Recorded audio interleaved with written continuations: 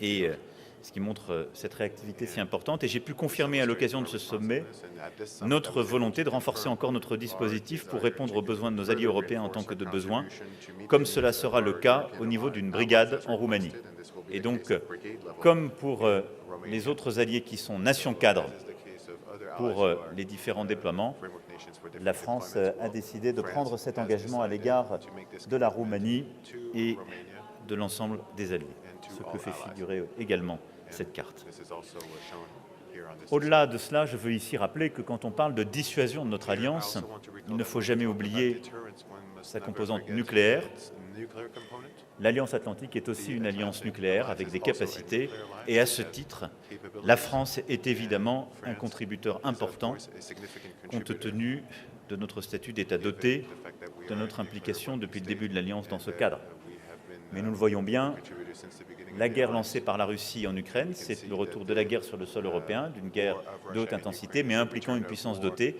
C'est aussi pourquoi la crédibilité de l'OTAN dans ce contexte emporte également sa capacité nucléaire. La troisième décision structurante prise à l'occasion de ce sommet concerne l'adhésion de la Suède et de la Finlande à l'OTAN. J'ai dès le départ fermement soutenu ce choix souverain fait par deux de nos partenaires européens au terme de processus démocratiques. Cette décision permettra de renforcer leur sécurité face à la menace dans leur voisinage immédiat et permettra également d'apporter une contribution très significative au vu des capacités de ces deux partenaires à notre posture collective et notre sécurité européenne. Nous avons pu faire ce pas qui était très important à l'occasion de ce sommet. J'en avais discuté il y a quelques semaines avec le président Erdogan, que j'ai rencontré hier matin avant le début du sommet, et je me félicite que la Turquie ait finalement rejoint le consensus pour permettre de respecter le choix souverain de la Suède et de la Finlande. À cet égard, le fait que ces deux pays aient décidé, malgré leur histoire et leur tradition, de rejoindre notre alliance et que nous ayons pris cette décision est le message stratégique le plus clair qui soit à la Russie. Et la signature du fait que la guerre décidée par le président Poutine en Ukraine est une faute stratégique majeure, y compris pour lui-même. Il a réussi à ce que des États qui jusqu'alors étaient restés dans une posture parfois plus prudente ou plus en réserve à l'égard de l'Alliance, décident d'eux-mêmes de la rejoindre. Le résultat très clair du choix délibéré, unilatéral de la Russie de lancer une guerre aura été le renforcement de l'Alliance et le renforcement entre-européen au sein de cette alliance. Nous avons ce matin eu l'occasion d'échanger sur les menaces et défis auxquels nous sommes tous confrontés, en particulier le terrorisme, et sur la nécessité de respecter les intérêts de sécurité de chacun des alliés dans les décisions stratégiques que nous prenons, les exigences que nous portons, les responsabilités qui sont les nôtres, ainsi que le socle de valeurs et de règles sur lesquelles repose l'Alliance Atlantique. Nous avons parfois eu des discussions franches par le passé, en particulier avec la Turquie, sur ces sujets. Nous les poursuivons parce qu'une alliance est faite pour cela. Et je suis attaché à la cohésion comme à la cohérence des décisions et des actions qui sont les nôtres. Mais j'ai pu ce matin rappeler également, d'une part, qu'il ne revient pas à l'OTAN de définir ce qu'est une action terroriste, d'autre part que la lutte contre le terrorisme nous avait impliqués, continue de nous impliquer, au Levant et dans la zone irako-syrienne aussi, nous avons des premières victoires contre un califat territorial. La bataille contre Daesh et tous les groupes terroristes demeure une priorité, notre priorité. Et d'autre part, que la bataille contre le terrorisme au Sahel, dans le golfe de Guinée, dans la région du lac Tchad, également dans la région du Mozambique, demeure une priorité pour la France et pour les alliés. Et qu'en la matière, il ne faut en aucun cas relâcher nos efforts, mais continuer d'appuyer les États de la région qui prennent leurs responsabilités. C'est d'ailleurs donné lieu, comme vous le savez, à des choix de réorientation de notre dispositif. Je pourrais y revenir si vous le souhaitez dans le cadre des questions. La quatrième décision que nous avons actée, et je l'évoquais, l'adoption du nouveau concept stratégique de l'Alliance. Ce concept, qui est un document fondamental pour une alliance militaire comme l'OTAN, prend acte du nouvel environnement de sécurité créée par l'agression de la Russie contre l'Ukraine. Il consacre également la coopération structurante entre l'Union européenne et l'OTAN, sur laquelle je veux ici revenir. Nous connaissons tous les débats souvent très vifs qui ont eu lieu dans cette enceinte sur la concurrence entre le renforcement de l'autonomie stratégique européenne et l'Alliance atlantique. Les faits viennent de démontrer que ces débats étaient parfois trop passionnés, en tout cas sont devenus moins utiles que naguère. La réalité, c'est que l'Europe a pris ses responsabilités face à la guerre, en adoptant des sanctions massives, en apportant un soutien économique, humanitaire et militaire décisif à l'Ukraine, en ouvrant la porte de la famille européenne par l'octroi du statut de candidat à l'adhésion qui est venu apporter une pierre à l'édifice futur de sécurité européenne dans laquelle les Européens prendront toute leur part. Et la réalité, c'est que le renforcement est nécessaire pour notre sécurité collective, comme l'est la fiabilité de l'engagement américain et canadien à l'égard des alliés européens. Nous avons fait la démonstration ces dernières semaines du renforcement mutuel de cette autonomie stratégique européenne et de l'Alliance atlantique. Les bouleversements que nous vivons transforment les réalités stratégiques, accélèrent, nous le voyons, les temps de décision et confirment la nécessité d'une défense et d'une souveraineté européenne renforcée, coopérant avec l'Alliance atlantique dont elle renforce la sécurité. Les échanges que nous avons pu avoir hier soir, grâce au travail de Pedro Sanchez, que je veux tout particulièrement remercier pour cela, ont permis de démontrer la cohérence entre l'Alliance atlantique et l'ensemble des Européens, qu'ils soient membres ou non de cette alliance. Et la discussion était à cet égard largement inédite. Le concept stratégique consacre donc ce partenariat, et ce dans la droite ligne des orientations que nous avions actées avec le président Biden il y a quelques mois à Rome, en octobre dernier. Il permet aussi de tenir compte du rapprochement entre la Russie et la Chine à la faveur de la guerre, ainsi que des défis pour notre propre sécurité, que ce partenariat ne fait que renforcer. Et c'est l'autre aspect sur lequel je veux ici insister. Nous avons eu de longs débats pour évoquer le sujet de la Chine. Nous étions revenus sur ce point-là il y a quelques semaines ensemble à Bruxelles. La position de la France sur ce sujet, de même que celle de ses principaux partenaires et alliés, est très claire. L'OTAN n'est pas une alliance contre la Chine. Elle est une alliance pour la paix et la défense collective dans l'espace géographique euro-atlantique. Mais il nous faut tenir compte d'une part des défis systémiques que pose la montée en puissance de la Chine dans cet espace, et d'autre part de la contestation de l'ordre international que le partenariat entre la Chine et la Russie vise. C'est le sens même du concept stratégique que nous avons adopté. C'est également le sens des partenariats que nous bâtissons dans l'Indo-Pacifique, au travers, là aussi, d'une stratégie que la France, dès le printemps 2018, puis l'Union européenne, dans la foulée, 2 ans plus tard, ont porté. Et la cohérence, nos propos ici, de notre position, de ce qui a été porté dans le cadre de ce nouveau concept, se trouve être en continuité complète avec notre stratégie indo-pacifique. Il y a un défi chinois, mais il n'y a pas une alliance qui veut s'opposer, qui cherche un nouvel ennemi. J'ai pu m'entretenir à l'occasion de ce sommet avec la première ministre de Nouvelle-Zélande, le président de la Corée du Sud. J'ai eu de nombreux échanges également en marge du G7, comme ici des entretiens avec le Premier ministre japonais. Et je recevrai demain à Paris le nouveau Premier ministre australien pour poursuivre le renforcement de la stratégie de la France et de l'Europe dans la région, au service de la paix, du respect du droit, du développement et de la protection de l'environnement. Voilà les quelques décisions principales sur lesquelles je souhaitais revenir, qui ont pu être prises à l'occasion de ce sommet et qui engagent l'avenir sur le long terme. Il y aura derrière un très gros travail de mise en œuvre. Mais nos alliés et nos partenaires savent pouvoir compter sur la France face aux menaces. Nous sommes là. Notre effort de défense nationale est reconnu et respecté. Nous n'avons pas attendu le retour de la guerre pour le mener au demeurant. Ce sont les choix que j'avais pris il y a 5 ans et que nous avons tenus avec précision et constance durant les années passées, que nous allons continuer de mener. Les actions, les initiatives que nous portons à l'échelle européenne comme internationale sont les seules voies efficaces pour préserver notre sécurité, limiter l'impact de la guerre sur nos économies et nos vies.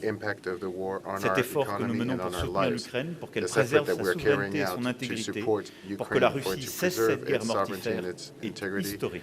To have Russia put an end to their deadly war effort. This is historic. It is one we need for ourselves because what is at stake is vital. We're talking about peace, respect for law, and democracy, which is what I started with. I would like to thank you for your attention, and I'm ready to take your questions. Microphone, please. Cédric Pietralonga du Monde. Cédric Pietralonga, Le question, Monde. le secrétaire général a affirmé vous-même à l'instant General, que l'OTAN like you soutiendrait said l'Ukraine just a tant minute nécessaire ago, sur le NATO terme. said Pensez-vous qu'un tel it soutien would sans limite de temps support est possible, Ukraine voire souhaitable, as long compte as tenu it de is l'effet que cela necessary? Do you représente en think matière that it is militaire mais feasible aussi given économique, the military avec le risque world, de spirale economic inflationniste et de récession que cela comporte en consequences Europe? with the Merci. risk of inflation and recession back in Europe?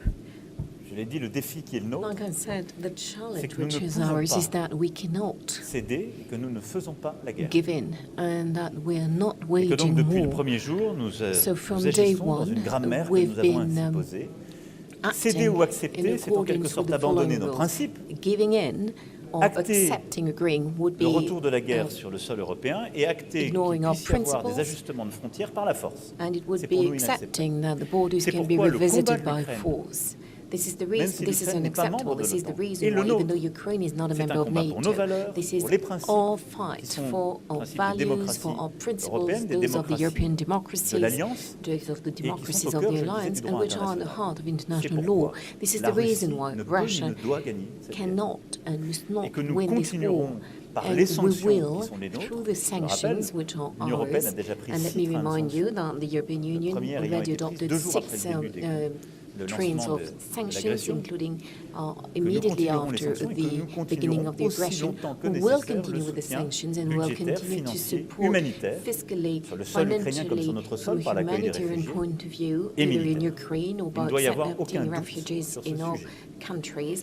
As well, Ensuite, we will il nous also appartient de maintain the prendre les military décisions support. There is no doubt whatsoever in les this nôtres respect. Then we have pour to take our own decisions atténuer les in order to conséquences directes et mitigate the indirectes direct as well as indirect consequences situation. of this situation. en rappelant toujours une chose, And let me c'est que les conséquences remind énergétiques, you of something alimentaires, else. The consequences, les autres qui viendraient derrière, energy consequences or ne sont pas le on fruit food de nos security, these décisions, are not de the ce soutien, de consequences nos of our sanctions, decisions guerre or choisie par la our Russie. sanctions, but these are the Pour ce consequences of faire, the war nous avons pris chosen d'abord by des mesures Russia. nationales To that effect, pour we first protéger took a nos number populations, of domestic nos measures to entreprises, protect our de la montée des citizens, prix. our La France l'a fait businesses from the très rise tôt. in prices, Nous avons and eu des France has approches been doing qui it from a very sont progressivement early harmonisées. stage. Nous devons and agir we've been davantage en européen. harmonizing, Avoir our une stratégie européenne, nous actions. l'avons We need a acté European il y a 2 conseils de strategy, cela, as d'achat commun de gaz recognized, pour two, pouvoir sortir de la dépendance au gaz russe. meetings of the Nous European avons Council décidé de ago sortir in ensemble de order la to dépendance au pétrole russe. phase Cette out décision our a été prise. dependency on Donc c'est la Russian mise en œuvre energy, maintenant de cette stratégie. on oil,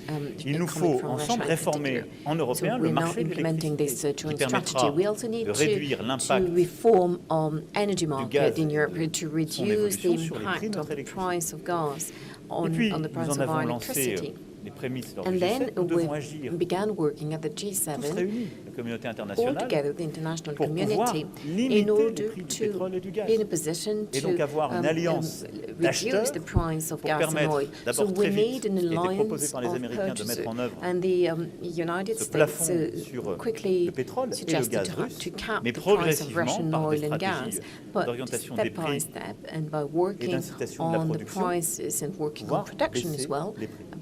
Thanks Pour ce to qui est de la incentive situation measures, we alimentaire, need to reduce the nous prices. soutenons avec Now, to the force et food constance l'initiative security prise par le situation, secrétaire we général strongly des support Nations the Unies, qui à initiative court terme est la taken plus importante, by the pour Secretary General sortir of the United justement Nations. les It volumes is de céréales in the qui sont short prises au run the piège de most la guerre important à one Odessa. because we need Nous avons to déjà, ces to dernières semaines, export the amélioré grain locked notre in efficacité collective en Ukraine, sortant in Odessa, davantage de céréales through par la voie Odessa. And we've ferroviaire et been fluviale working already via la Roumanie et la on Moldavie. on Et donc, train and continuerons, mais ça n'est pas waterway suffisant. solutions Nous devons through continuer de Romania and trouver des solutions Moldova, additionnelles. Et but this puis, is not comme vous le sufficient, savez, so je we need l'annonçais to find d'ailleurs some en additional marge solutions. And like I du said, dernier in the sommet de l'OTAN, margins of the réunion latest exceptionnelle que nous avions tenue il y a quelques semaines, exceptional meeting of NATO nous a few avons weeks pris ago, together with Senegal, French presidency of the Council of the European Union, and the Senegalese presidency of the African Union. We took together the farm initiative to deal with the challenge of food security. The G7 worked on it, the G20 will be a major step, and we're working already with the World Food Programme and FAO, and in order to help those countries that are more dependent, reliable on Russian and Ukraine supplies, and we're also working with Caucasus as well, the Middle East, to increase production, and this is very coherent with what we were already doing. And in the very short run, there is something else we need to work upon. That is the issue of fertilizers, different kinds of them. These are necessary for many countries, and we are working on a technical response, in particular with the FAO and the United Nations, in order either to facilitate some substitutes, some alternative solutions, or to enable these countries, be they country of the G20 or the African Union, to receive these fertilizers. So yes, the effort will continue as long as necessary, and yes, we need to provide a number of answers. They request international cooperation to face the consequences of the war. A question from BFM TV, Elsa Bertolome. Bonjour, Monsieur le Président. Vous avez fait mention tout à Good l'heure afternoon, sir. You mentioned the strengthening of NATO's posture. Could you tell us a bit more about providing figures regarding France's contribution to it? Next, you will, this evening, go back to Paris. You've been on the road for a week. You will be dealing with the new government. Are you likely to appoint a new government before Wednesday? And you think Damien Abad, who is being accused of rape, should still be a member of the French government? Next, regarding the emergency situation in terms of food security, the economic situation, as well as the health situation of COVID-19, some are blaming you for not taking initiatives. Is it? Shouldn't you act as a matter of emergency? Yes, I believe it is urgent to act. But it is normal as well that our actions take into account the choices made by our citizens. And the government, just like the previous one, has been taking some very structuring decisions on health issues, on purchasing power as well, and we will continue to do so. As to what is requires decisions to be taken by the legislation. Of course, we need to wait until the Parliament is fully operational. You mentioned a series of topics, and I'm dealing with each and every one of them as the time comes. Regarding the strengthening of NATO on the eastern flank, you can see it on the map. We decided to keep in Estonia, first of all, together with the EFP scheme. We decided to stay in Estonia. We also decided to contribute to Sky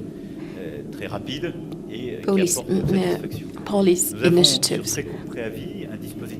In the very short run, we are also able to strengthen our presence, as shown in June, between France and Estonia. So we always give priority to the possibility of projecting our capacities within the EFP scheme, and in addition, we've brought some extra responsiveness. In addition to that, we deployed 500 servicemen as early as the end of February in Romania.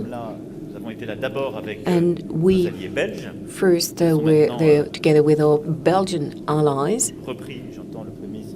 And I can hear behind me the Belgian Prime Minister, who is probably also paying tribute to this initiative. Now it is together with the Netherlands that we present in Romania as a framework nation with a major presence with ground-to-air systems, which we've been deploying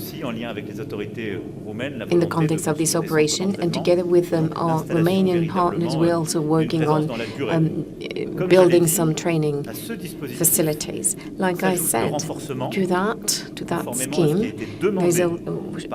is being added, in accordance with the request of the eastern countries, a strengthening of the eastern flank. And so France will be working on the possibility of strengthening the resources of the brigade presence then. So what we are working on is having the equivalent of a brigade in France, which can very quickly be sent to Romania as soon as there is an alert.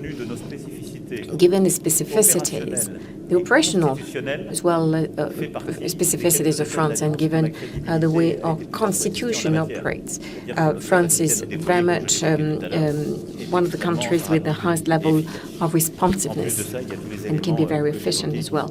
And on top of that, there is everything you can see on the map, which I already mentioned, such as our current implication. Nicolas Barotte from Le Figaro newspaper. Good afternoon. I have two questions about the Indo-Pacific region. NATO says that China is a systemic challenge. Now, what does this mean in practical terms for the alliance? What role must the alliance play in order to counter the influence of China and perhaps prevent a proximity, a growing proximity between Russia and China? And then, with regards to Australia, do you have joint projects that you will be sharing with him in order to overcome what took place last year? Well, as I said, NATO has a China challenge, and our starting point is to make sure that that we're not enabling, or that there's no systematic and automatic proximity that is going to be growing between China and Russia. So that is the reason why, through the partnerships that we have built, and our partners were present yesterday at this summit, we have a very clear position vis-à-vis a strategy for that region. We want balance. I often quote a former Australian Prime Minister, Malcolm Turnbull, who said that there's freedom of sovereignty. What we want to have in the Indo-Pacific region, we want that for ourselves. And I would recall here that France is an Indo-Pacific power. We have 1 million compatriots in the region and 8,000 soldiers who are deployed there. So we have a role to play. We're talking about a region where we are present. Now, what we want to make sure is that we protect the liberty and our sovereignty. And so what we have in the Indo-Pacific region is something that needs to be respected by China. Our ability, our freedom to move around, our technological independence, and our ability to have sovereignty on our soil, as is the case for our allies and partners, and that there will be no approach based on hegemony or destabilization. Now, tomorrow I'll be meeting with the Prime Minister Albanese, and we were able to have a discussion on the margins of this summit and by phone, and we will be restarting our discussions. We have a Prime Minister whose agenda is much more in line with that of France. He is fully in line with the logic I just described with regards to China. He has an approach to climate issues which is much closer to France's and Europe's than was the case for his predecessors. So there are areas for cooperation. And then it will be up to him to tell me how he sees things from a strategic standpoint, and we will need to relaunch a strategic, political, and perhaps defense dialogue. We will need to discuss capabilities, and this will be done on the basis of what we engage on tomorrow. But I am very optimistic and forward-looking because Australia is a great partner. And the situation that we ended up with was not a good one. And I say this at a time when France has led an initiative which was unprecedented within the UN and has made it possible to clarify our role in the region. My past mandate has seen 3 referendums, and so we had a process which had been designed, first of all, in 1988 and then 1998, and this made it possible to set up something which is unheard of in the UN system. 3 consecutive referendums which confirmed the choice made by people in New Caledonia. So we have this decision by our people in the Indo-Pacific. This is important for all of our territories. And there are a number of other territories I could mention also in the Antarctic, and these are also quite important. I shouldn't forget our friends from Wallis and Futuna, and they also want to live in that area and within the strategy. One last question, Julien Foutra from RTL. Good afternoon. I had a question about the budget of France's armed forces. At Eurosatory a few days ago, you talked about a change in the programming law. Are we talking about equipment? What is the extent of this shift? Can you tell us more about that? Well, thank you. First of all, thank you for allowing me to recall that we have tried to be methodical in our approach. So in 2017, I said that I wanted to take a step in this direction, and we carried out a strategic review, which led to a military programming law, which was duly voted and which is implemented over the 2019-2024 time period. Now, this took place at a time when war was not backed, and some were perhaps not very happy with the fact that France would take on an ambitious approach. Now, unfortunately, history proved us right. Now, this made it possible for France, first of all, to overcome inherited capability deficiencies that we had, and to have a military program law which made it possible to really address the issues of the men and women, the people who carry out these tasks, and look at their daily concerns and really give back what we owe to these members of our armed forces. We did significant work regarding career paths, and we now have an attractive set of armed forces. And this is important because this is not necessarily the case everywhere in Europe. So this is an asset that France has. On top of that, we have launched a number of innovation projects and partnership projects. This was done in particular with Germany.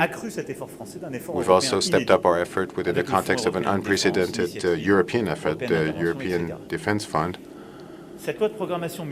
And in this context, the programming law, and again, this is unheard of over the past 3 decades, was something which was fully executed each year. What I'm saying here is that everything that was forecast, planned, and then voted was then executed. And this is something which we will continue to do in the upcoming years, covered by this programming law. On top of that, we need to reassess the way the threat is developing and is changing. This is something which we have done on a continuous basis. We have learned from what took place in the Sahel. We are learning from what is taking place in Ukraine. Consequences with regards to our equipment, our engagements. We're seeing high-intensity warfare. We're also seeing how warfare is increasingly hybrid in nature. We're also seeing a sort of return to basics in some of these theaters. So all of this needs to be taken into account when we prepare a new programming law. So what we will do, and I've asked the Minister and Chief of Staff to look at this, is to be strategic in our approach so that we can reassess on the basis of what we're currently living through, look at our capabilities, our human requirements, look at our technological programs, look at our partnerships also, and based on that, suggest to me a new multi-year basis. So I'm not going to be making any declarations here, but all I'm saying is that we can't be the witnesses of a return to war in Europe and not draw any conclusions from this. I also want us to draw the lessons of the relations between our armed forces and our defense industry. We should probably be able to develop capabilities faster, have better approaches to standardization, and this doesn't apply just to France, it also applies to Europe. We've had, in the past, very long-term projects, and this has been an asset for France. We've seen this recently with the results we've achieved in Greece, in Croatia, and the United Arab Emirates. But that being said, now, at a time when there is war, we need to be able to produce at a faster pace. This is significant reorganization which is needed at a European level. So that is the direction we're headed in. And as we formalize all of this, there will be decisions which will be taken, and there will be a new multi-year programming law. Well, thank you very much. That is the end of this press conference. Do you have time for one or two more? I see a couple of hands. So Marco from Stampa. Bonjour, Monsieur le Président. Marco Brasolini, journal italien La Stampa. Vous avez mentionné le Good sujet afternoon, Mr. President. La Stampa, you mentioned terrorism here in Madrid. Turkey entered an agreement with Finland and Sweden, according to which, amongst other things, includes a request from the extradition of Turkish citizens accused of terrorism. So I would like to hear your views on this agreement. Next, I would like to know whether you talked with the Prime Minister of Spain, the head of the government, whether you talked about the potential extradition of those accused of terrorism in Italy. A few more questions. Richard Verly du quotidien suisse Blick. Monsieur le Président, Président, est-ce que vous pouvez être Blick, aujourd'hui, a Sweden après la décision de la Finlande et de newspaper, la Mr. Suède, President, further to the européen et decision neutre? taken by Sweden and Finland, can one be neutral and European Vous évoquiez il y a now? quelques instants la lutte contre Mr. l'inflation President, issue you notamment de la talked crise about ukrainienne. the fight against Ce matin, inflation le ministre de arising out of the l'économie explique que les grandes Ukrainian entreprises qui en crisis. profitent This morning, doivent faire your davantage. Minister Est-ce for que vous the estimez Economy qu'elles said en that font the companies and that the suffisamment? Et qu'est-ce que major vous répondez groups à that ceux benefit qui from se it font should peut-être do une taxe more? sur ces super profits What sur would you l'inflation? have to say to those who are calling for an extra tax on these super profits? Mr. President, to continue on the issue of visas, you're going back to Paris tonight. When will you reveal the government Born 2, Elizabeth Born 2? CNews. Mr. President, the Russian army withdrew from the Snake Island, and some are saying that this is due to the Caesar cannons. Is it something we should rejoice about? It is an information that comes from the Ukrainian army. Could you present yourself, please? Monsieur le President, excuse the question in English from NBC News. Is there any difference between Paris and Washington over how to address President Putin, over whether to negotiate? Merci beaucoup. Par courtoisie. J'ai déjà répondu sur la France, donc les deux questions qui étaient sur l'actualité française. The two questions regarding the situation in France, I will not comment further. I'm not here to comment what the ministers are saying in Paris or to make an announcement regarding what is to be done in France. Regarding terrorism, first of all, I'm very pleased that an agreement was reached that on a unanimous and consensual basis we can say yes to both countries willing to join us, Sweden and Finland. Next, it is not for NATO to say what is terrorism, what is not terrorism. It is not within the competences of NATO, so this is a bilateral issue. That being said, I believe I know how the rule of law works in Sweden and Finland, these two European countries that are friends and of us and sign up to the same treaties, and they as well protect those who were granted asylum. So they will operate in compliance with the rule of law. I said next that I would support the request by the Italian government, and in this respect I would like to remind you of the French doctrine. France only refused to extradite people who had no blood on their hands, but those individuals have. So to respect the families and the Italian nation, these people shall be extradited. I haven't seen the written decision, but in the coming hours we shall see whether there is an ultimate appeal to the French Court of Cassation. So at the moment there is nothing else I can tell you, but for the fact that the French government was willing to cooperate with the Italian government. This is in coherence with what we've always been doing, and I told you the reasons for it. And now it's in the hands of the justice system on a legal basis. Next, I believe that we can still be European and neutral. Austria, for example, probably amongst others. So yes, there are some traditions, political, historical, military traditions that still make it possible. That being said, there was a surge in particular in Eastern and Northern Europe, considering the threat represented by Russia. So I therefore believe that the choice made by Finland and Sweden is an illustration of that. That being said, given the opportunity you're giving me, please allow me to mention Denmark. It was hardly mentioned during this summit, the fact that the Prime Minister of Denmark was very brave when she turned to her citizens and submitted to a referendum the return of Denmark back to the defense and security policy of Europe. Denmark had an opt-out, and they walked away from it. So it means that there was something that very much fits into the picture. One ally decided over the past few weeks, with a very clear outcome, as a decision taken by the Danish people, more than 60% of yes, and they decided to join Defense Europe. So it means that NATO and Defense Europe very much work together and strengthen one another. Then, like I was saying, I know Mr. Verling, and I was using a proxy, but of course neutrality remains, and it is respectable. And it does not prevent the discussions we will continue to have in a friendly atmosphere with some of our neighbors. And I'm referring to Switzerland, of course. As to the next question, I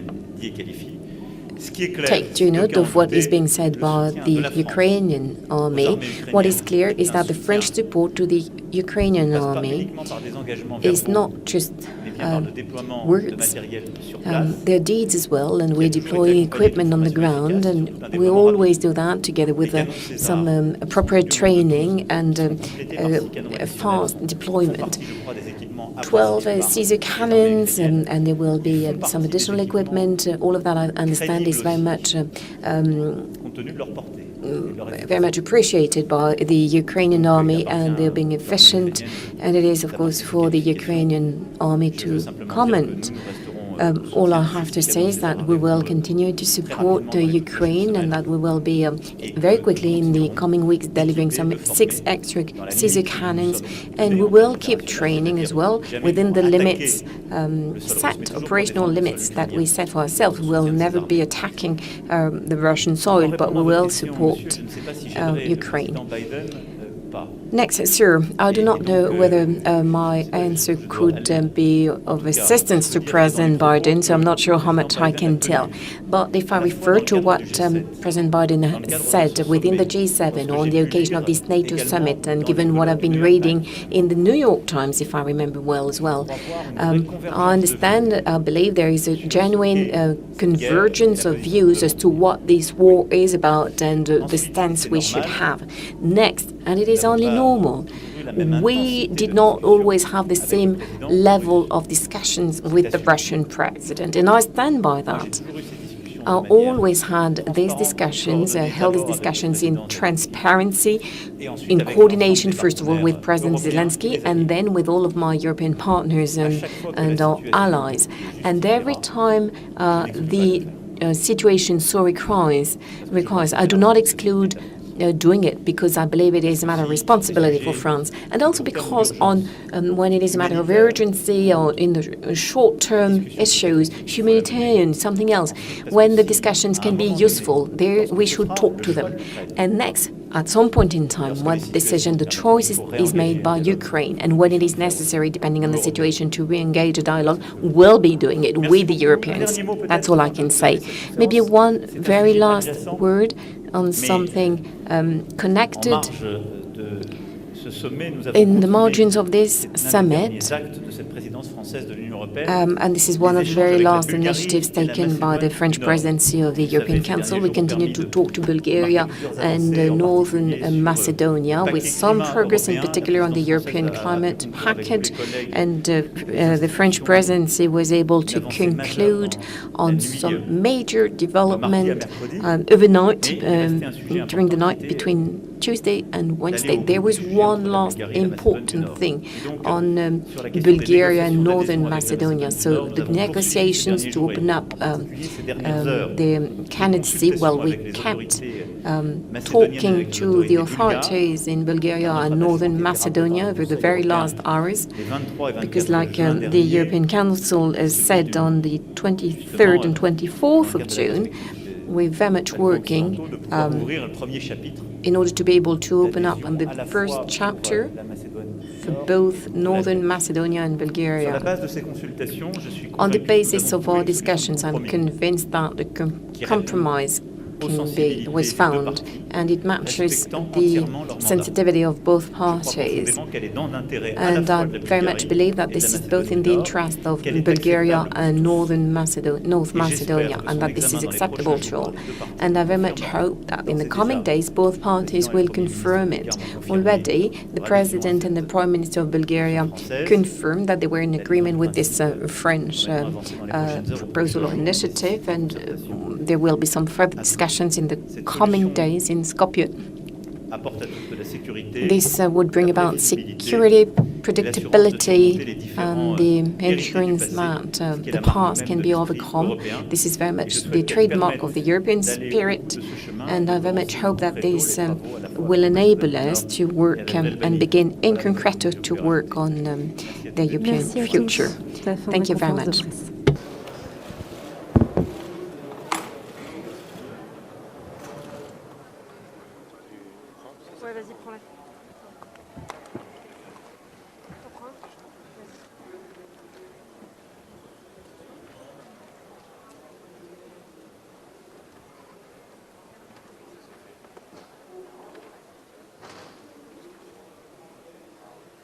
Voilà. Bon allez, bon courage pour la suite. Allez, bon courage.